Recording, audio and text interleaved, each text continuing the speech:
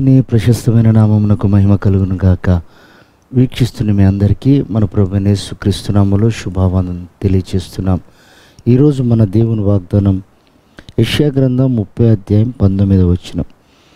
ఆయన నీ మొర విని నిశ్చయముగా నిన్ను కరుణించును.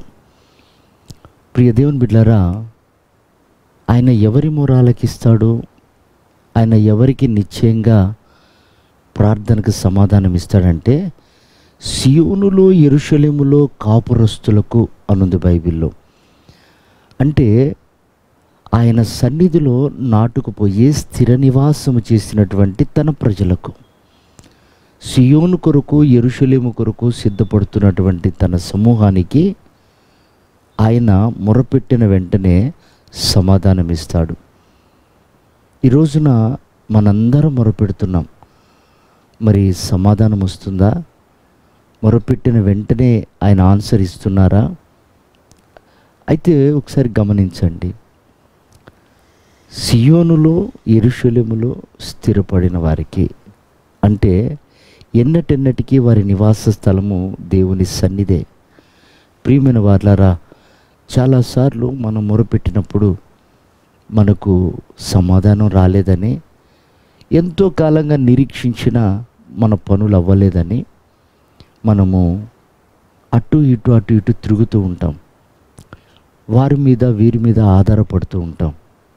ప్రభు అలాంటి వారి పట్ల కార్యాలు చేయడు. ఎందుకంటే వారికే ఒక స్థిర మనసు లేదు. కాబట్టి ఏం చేయగలుగుతాడు? చూడండి, బైబిల్లో హన్నా ఉంది.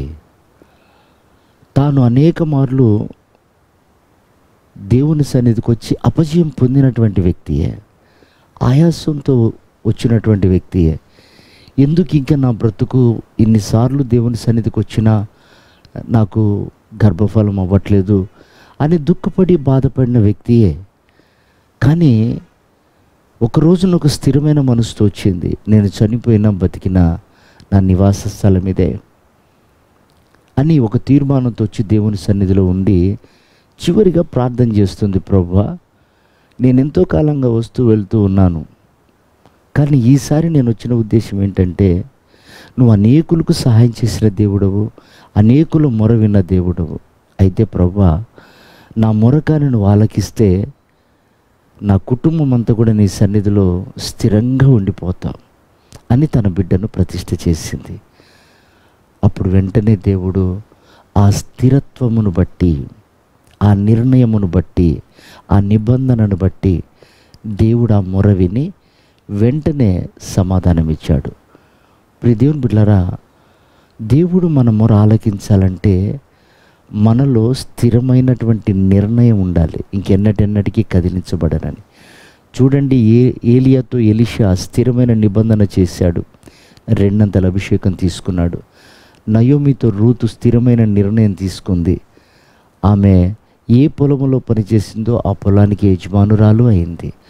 అలాగే మన జీవితంలో కూడా మనం దేవుని సన్నిధిలో స్థిరమైన నిర్ణయంతో ప్రార్థన చేసినప్పుడు మన మొర ఆలకించి మనకు సమాధానం దయచేస్తున్నాడు. అలాంటి కృప ఈ ఉదయకాలం ప్రభు మనందరికీ అనుగ్రహించి ఆయన మహిమగల రాకడకు సిద్ధపరచును గాక. ఆమేన్.